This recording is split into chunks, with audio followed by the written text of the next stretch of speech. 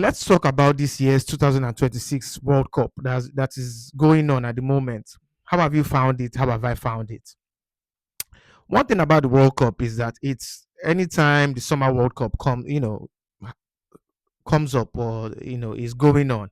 It happens every 4 years as we know it. It's it's a platform where players have dreams to play in. It's a tournament that players grow up wishing to partake in. Players, growing up have seen their best players or their idols participate in, and a lot of players have dreams to represent their country in a tournament as big as this. The World Cup, the FIFA World Cup, is the biggest sports tournament in the world. Maybe I don't know if it's bigger than the Olympics, but if it's not bigger than the Olympics, then it's probably the second biggest sports tournament in the world. And as we all know, football is the biggest sport in the world. That's a fact. So it's a tournament that has a lot of eyes on it, not just from football lovers, but from casuals alike. So what is my take on this year's World Cup so far? It's very interesting. I'm not going to lie. It's a very interesting World Cup. If you've been keeping up with the World Cup, it's incredible. It's phenomenal. Always say that the World Cup is also a tournament where you would always see new players that you've never heard of. It's like a ground zero ground. The World Cup is a ground zero tournament where, yeah, so you might be a superstar for your club and doing bits for your club, but it's a tournament where some young guy will just pop up from nowhere and take center stage. It's a tournament whereby a footballer that whose name has not been popular for years might just reignite. It's one of those tournaments that somebody that nobody ever talks about just goes to a different level, and then after the tournament big clubs are scouting and wanting to buy that player and things like that. It's also a club whereby you might be one of those players for your club whereby your stock is high, but then you flop in the World Cup and your stock goes down, so is this the most interesting World Cup I've watched? Probably not. For me, in my time, from what I can remember, my most interesting World Cup is still Korea and Japan. I think Korea and Japan 2002. That is still one. That's still my favorite. Then followed by I think the World Cup in South Africa. That as well was a very very interesting World Cup, and then maybe the one in mm, I think the one in 2018, the one that France won against Croatia, if I'm not mistaken. I think that is my no, no. I would say the one that Argentina won. Mm, Probably the one that Argentina won.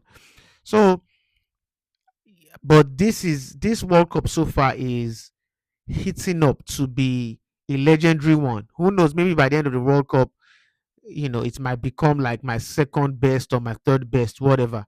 But one thing I've realized in this World Cup that I really like, a couple of takes that I really like in this World Cup is the fact that a lot of small countries, a lot of African countries, even a lot of other small countries, right, that are not um that don't have the footballing prowess as the the other big countries like Spain, France, Germany, blah blah blah, countries like Iran, like Cape Verde, um, Ivory Coast. Not saying that these countries are going to make it to the final or win the World Cup, but one thing I like is that small countries are really giving big countries a run for their money. You know, a lot of small countries are really giving big countries a run for their money. Um, you know, I saw the game against I think it was Iran versus Uruguay, if I'm not mistaken. Was it?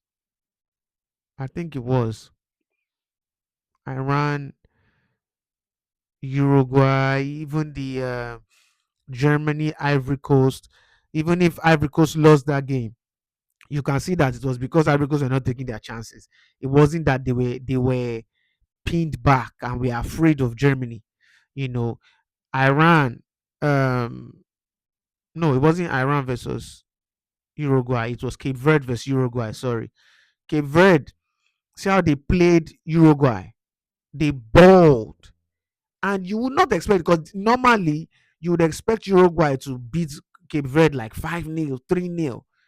But you see how these small countries, Cape Verde is a small country. See how these small countries are giving big countries a run for their money.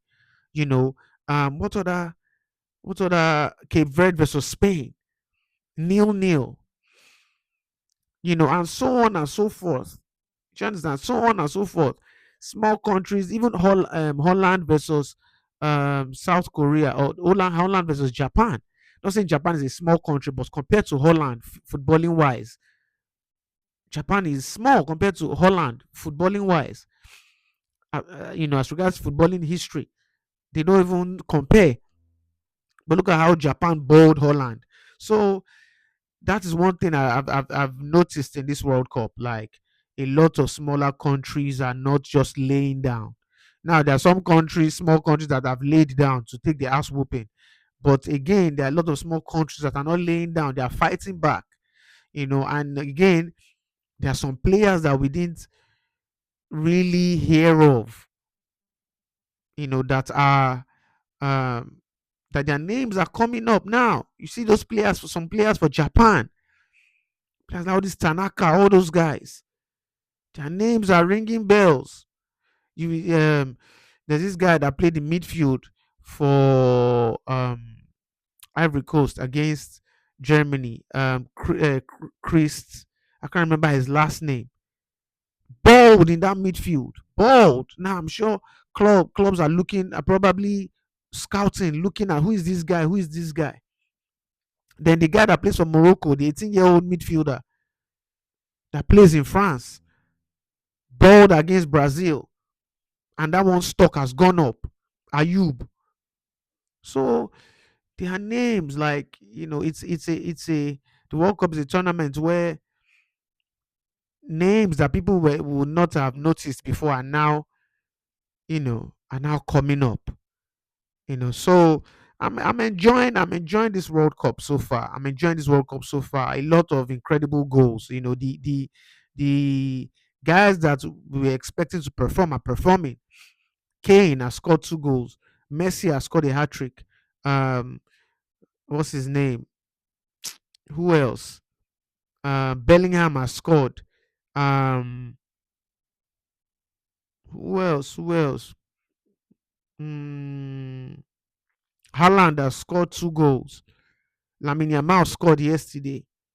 Yes, Ronaldo hasn't popped yet, but I'm sure that one is going to pop too. So the World Cup so far has been interesting, and there are certain games I'm looking forward to. Like on, I think it's on Wednesday. I'm looking forward to the Ghana versus England game. I'm really looking forward to that game. I'm looking forward to the game today, Austria versus Argentina. I think that would be a very good game as well. So yeah, it's heating up. It's still the World Cup is still in the early stages. Don't forget that it's still in the early stages. Um, and I reckon that Mbappe too has scored. By the way, I forgot to even mention that Mbappe has scored. Olise has won one man of the match award. So just needed to add those guys. So yeah, the World Cup is still heating up. It's still heating up. It's still in the early stages. We have not even gotten to the knockout stages yet. So I'm sure that it's gearing up to be maybe one of the best we've seen. So let me know in the comment section what you think. Are you enjoying this World Cup or you find it boring? Let me know in the comment section below. Please like the video, subscribe to the channel for more, and until next time, peace.